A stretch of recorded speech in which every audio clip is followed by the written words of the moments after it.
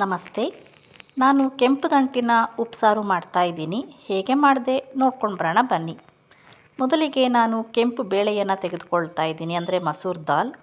ಅದಕ್ಕೆ ಸ್ವಲ್ಪ ಅರಿಶಿನ, ಹಾಗೆ ಜೀರಿಗೆ ಮತ್ತು ಕಲ್ಲುಪ್ಪನ್ನು ಹಾಕ್ತಾಯಿದ್ದೀನಿ. ಬೇಳೆ ಬೇಯೋ ಟೈಮ್ನಲ್ಲಿ ಉಪ್ಪು ಹಾಕ್ತಾ ಇದ್ರೂ ನಡೆಯುತ್ತೆ, ಆಮೇಲೆ ಹಾಕ್ಕೊಂಡ್ರೂ ಪರವಾಗಿಲ್ಲ.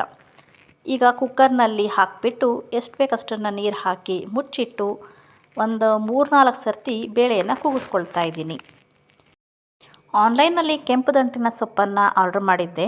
ನೋಡಿ, 250 ಗ್ರಾಮ್ 76 ತೋರಿಸ್ತಾ ಇದ್ದಾರೆ. ಆದರೆ ಅವರು ನಮಗೆ ತೊಗೊಂಡಿದ್ದು ಬರೀ ₹5 ಮಾತ್ರ. ಇಷ್ಟು ಕಡಿಮೆ ಬೆಲೆಗೆ ಎಷ್ಟೊಂದು ಸೊಪ್ಪು ಸಿಕ್ಕಿದೆ ನೋಡಿ.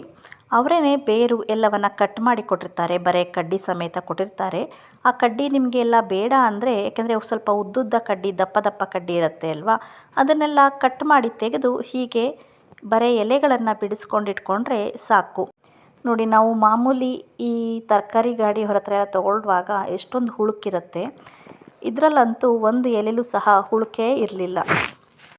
ಬೇಯಿಸ್ಕೊಂಡಿದ್ದ ಬೇಳೆ ಇತ್ತಲ್ವ, ಅದಕ್ಕೆ ಸ್ವಲ್ಪ ಕೊತ್ತಂಬರಿ ಸೊಪ್ಪು ಹಾಗೆ ಈ ಒಂದು ದಂಟಿನ ಸೊಪ್ಪನ್ನು ಹಾಕಿ ಮತ್ತೆ ಕೂಗಿಸಿದ್ದೀನಿ. ಎಷ್ಟು ಚೆಂದವಾಗಿ ಬೆಂದಿದೆ ನೋಡಿ. ಈಗ ಉಪ್ಸಾರು ಖಾರಕ್ಕೆ ರೆಡಿ ಮಾಡ್ಕೊಳ್ತಾ ಇದ್ದೀನಿ. ಇದನ್ನ ಮನೆಯಲ್ಲಿ ಹಸಿಮೆಣಸಿನಕಾಯಿ ಖಾರವನ್ನು ಮಾಡ್ತಾ ಇರೋದ್ರಿಂದ ಅದನ್ನು ನೀರಿನಲ್ಲಿ ಸ್ವಲ್ಪ ಬೇಯಿಸ್ಕೊಳ್ಬೇಕಾಗತ್ತೆ. ಈಗ ಎಲ್ಲವನ್ನು ತಯಾರು ಮಾಡಿ ಇಟ್ಕೊಂಡಿದ್ದೀನಿ ನೋಡಿ. ಮೆಣಸಿನಕಾಯಿ, ಬೆಳ್ಳುಳ್ಳಿ, ಕೊತ್ತಂಬರಿ ಸೊಪ್ಪು, ಹಾಗೆ ಹುಣಸೆ ಹಣ್ಣು, ಸ್ವಲ್ಪ ಜೀರಿಗೆ, ಮೆಣಸು, ಹಾಗೆ ಕಲ್ಲುಪ್ಪು ಹಾಕ್ಕೊಳ್ತೇನೆ ನಾನು. ಮತ್ತು ಸ್ವಲ್ಪ ಬೇಯಿಸಿದ್ದು ಸೊಪ್ಪಿತ್ತಲ್ವ, ಅದನ್ನು ತೆಗೆದುಕೊಂಡು ಆರಿಸ್ಬಿಟ್ಟು ಜಾರ್ಗೆ ಹಾಕಿ ರುಬ್ಕೊಂಡ್ರೆ ಉಪ್ಸಾರಿನ ಖಾರ ರೆಡಿಯಾಗಿರುತ್ತೆ. ಉಪ್ಸಾರಿನ ಹಸಿ ಖಾರ ತುಂಬ ರುಚಿಯಾಗಿರುತ್ತೆ.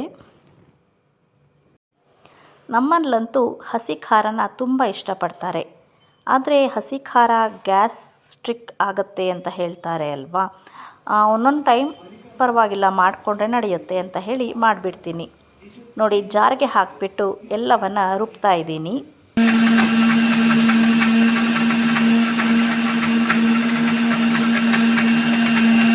ಹಾಗೆ ಖಾರವನ್ನು ರುಬ್ತಾ ಇರೋ ಟೈಮ್ನಲ್ಲಿ ನಾನು ಈ ಕಡೆ ಮುದ್ದೆಗೆ ಇಟ್ಟಿದ್ದೆ. ಅದಕ್ಕೆ ರಾಗಿ ಹಿಟ್ಟನ್ನು ಹಾಕ್ತಾಯಿದ್ದೀನಿ. ನೀರು ಕುದೀತಾ ಇತ್ತು, ಅದಕ್ಕೆ ರಾಗಿ ಹಿಟ್ಟನ್ನು ಹಾಕಿಬಿಟ್ಟು ಮುದ್ದೆಯನ್ನು ತಯಾರು ಮಾಡಿಬಿಟ್ಟೆ. ನೋಡಿ, ನನ್ನ ಮಗಳಿಗೆ, ನನಗೆ, ಹಾಗೆ ನನ್ನ ಮನೆಯವರಿಗೆ ಒಟ್ಟು 3 ಮುದ್ದೆ ಮಾಡಿದ್ದೀನಿ. ಈ ಕಡೆ ಅನ್ನನೂ ಆಯಿತು, ಸಾಂಬಾರು ರೆಡಿ ಆಯಿತು, ಮುದ್ದೆನೂ ರೆಡಿ ಆಯಿತು. ಬನ್ನಿ ಎಲ್ಲರೂ ಊಟ ಮಾಡೋಣ. ನೋಡಿ, ಎಷ್ಟು ಚೆಂದವಾಗಿ ಆಗಿದೆ ಅಲ್ವಾ ಕೆಂಪು ದಂಟಿನ ಉಪ್ಸಾರು. ಘಮ ಘಮ ಅಂತ ಇತ್ತು ಉಪ್ಸಾರು. ಈ ಮಸಾಲೆ ಇಲ್ಲದ ಸಾಂಬಾರಂತೂ ಮಕ್ಕಳಿಗೆ ತುಂಬ ಇಷ್ಟ ಆಗುತ್ತೆ ಅಲ್ವಾ.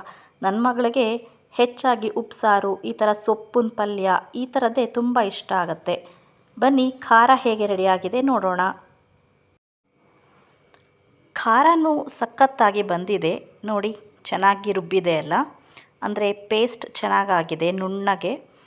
ಇದನ್ನು ಒಂದು ಬೌಲ್ಗೆ ತುಂಬಿಡಬೇಕು. ಈಗ ಅರ್ಜೆಂಟ್ನಲ್ಲಿ ಇದನ್ನೇ ತೋರಿಸ್ತಾ ಇದ್ದೀನಿ ನೋಡಿ. ಗ್ರೀನಿಶ್ ಆಗಿ ಎಷ್ಟು ಚೆಂದವಾಗಿ ಬಂದಿದೆ ಅಲ್ವಾ. ಈ ವಿಡಿಯೋ ಮಾಡಿಕೊಂಡು 1 ವಾರ ಆಗಿದೆ. ಆಗ ನನ್ನ ಮಗಳು ಲವ್ ಮಾಕ್ಟೇಲ್ 3 ನೋಡೋಕ್ಕೆ ಹೋಗಿದ್ಲು. ಅಲ್ಲಿ ನನ್ನ ತಂಗಿ ಮಗಳ ಥರನೇ ಒಂದು ಹುಡುಗಿ ಆ್ಯಕ್ಟ್ ಮಾಡಿದೆ. ಸೇಮ್ ರಿಯಾ ಅಂತ ಅವಳ ಹೆಸರು, ಅವಳ ಥರನೇ ಇದ್ದಾಳೆ ಅಂತ ಹೇಳಿ ಸ್ಟೋರಿನ ಬಂದು ಹೇಳ್ತಾ ಇದ್ಲು. ಆಗ ನನಗೆ ಅಳುನೇ ಬಂದುಬಿಡ್ತು ಅಂತ ಹೇಳ್ತಾ ಇದ್ಲು. ನೋಡಿ, ಮಕ್ಳಿಗೂ ಸಹ ಹೇಗೆ ಫಿಲ್ಮು ಒಂದು ಫೀಲ್ ಕೊಡುತ್ತೆ ಅಲ್ಲ. ಕೆಲವು ಫಿಲ್ಮ್ಗಳು ಹಾಗೆ ಅಲ್ವಾ, ನೋಡೋದಕ್ಕೆ ಚೆನ್ನಾಗಿರುತ್ತೆ, ಮತ್ತು ಅದನ್ನು ನಾವು ನೋಡ್ತಾ ನೋಡ್ತಾ ಕಣ್ಣೀರು ಸಹ ಬಂದುಬಿಡತ್ತೆ. ಲವ್ ಮಾಕ್ಟೇಲ್ 3 ಯಾರ್ಯಾರು ನೋಡಿದ್ದೀರಾ? ನಾನು ನೋಡಿಲ್ಲ, ನೆಕ್ಸ್ಟ್ ಹೋಗಬೇಕು ಅಂತ ಅಂದ್ಕೊಂಡಿದ್ದೀವಿ.